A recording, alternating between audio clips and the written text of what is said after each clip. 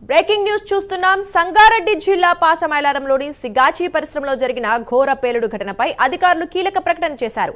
ప్రమాదం జరిగిన రోజు గల్లంతైన 8 మంది కార్మికులు ఇంకా కనిపించకపోవడంతో ఇక వారు ఆచూకీ లభించడం అసాధ్యమే అని అధికారులు తేల్చేశారు. రాహుల్, శివాజీ, వెంకటేష్, విజయ్, అఖిలేష్, జస్టిన్, రవి, ఇర్ఫాన్ల బాడీలు పేలుడు సమయంలో తీవ్రంగా కాలిపోయి బూడిదై ఉంటాయని యాజమాన్యం అనుమానం వ్యక్తం చేస్తోంది. ఇప్పటి వరకు 100కి పైగా శాంపిల్స్ ను సేకరించి DNA పరీక్షలు నిర్వహించినా ఒకటికి కూడా తగిన పోలిక లభించలేదు. ఈ నేపథ్యంలో బాధిత కార్మిక కుటుంబ సభ్యులను పరిశ్రమ వద్ద నుంచి ఇళ్లకు వెళ్లిపోవాలని అధికారులు ఆదేశించారు. ఇదే అంశం గురించి మరింత సమాచారం మా కరెస్పాండెంట్ రాము అందిస్తారు.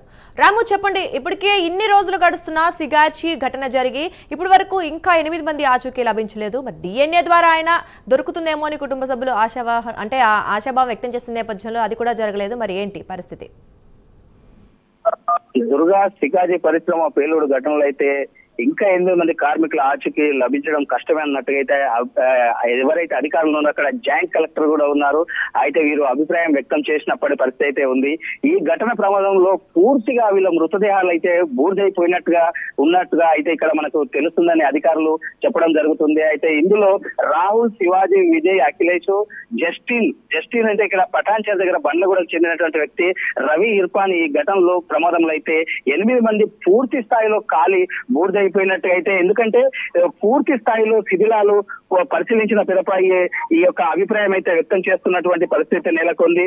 దీంతో ఇక్కడ ఈ రోజు అయితే 10 రోజులు కావస్తున్న ఈ యొక్క శిథిలాలను పూర్తి స్థాయిలో వెలికి తీసినప్పటికీ 8 మంది మృతదేహాలు అయితే ఇప్పటికీ 10 రోజులుగా రెస్క్యూ ఆపరేషన్ కొనసాగుతున్న నేపథ్యంలో శూన్యంగా అయితే పరిశీలించారు. వీరికి ఆచూకీ లభించకపోవడంతో అయితే అధికారులు అయితే ఒక్కసారిగా చేతులెత్తేసినటువంటి పరిస్థితి మనకు తెలుస్తుంది.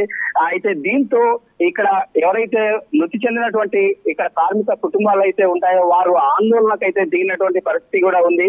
దీంతో అడిషనల్ కలెక్టర్ చంద్రశేఖర్ అలాగే ఇక్కడ ఉన్నటువంటి RDO వీరిని సంజాయించినటువంటి పరిస్థితి ఉంది. అయినప్పటికీ అదే ఇక్కడ వీరిని ఇంటికి వెళ్ళిపోవాలన్నట్టుగా అయితే, ఎందుకంటే ఇక్కడ ఏమి కనిపించకపోవడంతో మృతుల కార్మికుల ఎవరైతే ఉన్నారో కుటుంబీకులు వారిని ఇంటికి వెళ్ళిపోవాలన్నట్టయితే అధికారులు చెప్తున్నటువంటి పరిస్థితి కూడా ఉంది.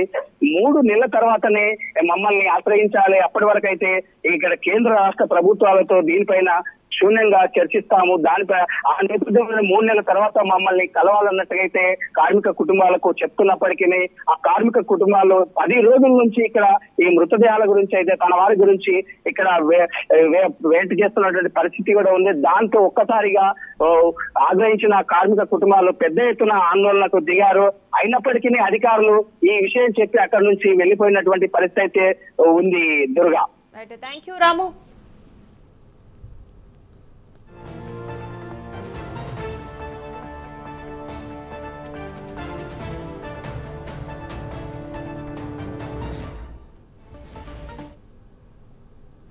दिन का कार्यक्रम 11 दिन का कार्यक्रम करना है ना, वो कार्यक्रम करने के लिए आपको जाने की अनुमति अभी जा सकते हैं। तो कार्यक्रम होने के बाद जाने के लिए जो भी एक्सप्रेशन है मिनिमम अमाउंट जिसके लिए वो आपको मिनिमम अमाउंट अभी थोड़ा देंगे, तो दे के देने के बाद कार्यक्रम कर लीजिए। कार्यक्रम करने के बाद फिर वापस आपको बुलाएंगे। वापस आपको बुलाने के बाद में ये भी जो प्रोसेस है ना, अभी जो डेथ का डिक्लेरेशन है, तो आपके फैमिली मेंबर्स है,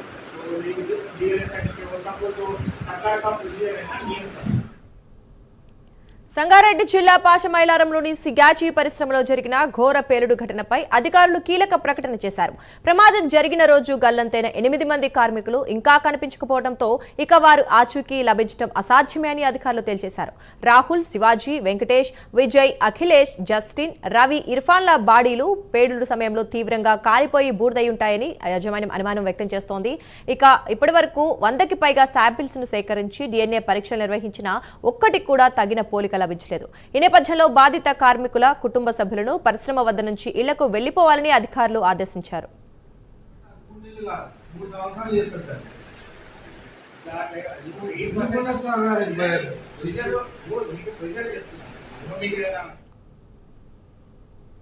హన్మకొండ జిల్లా కమలాపూర్లో కాల పరిమితి ముగిసిన కళ్యాణ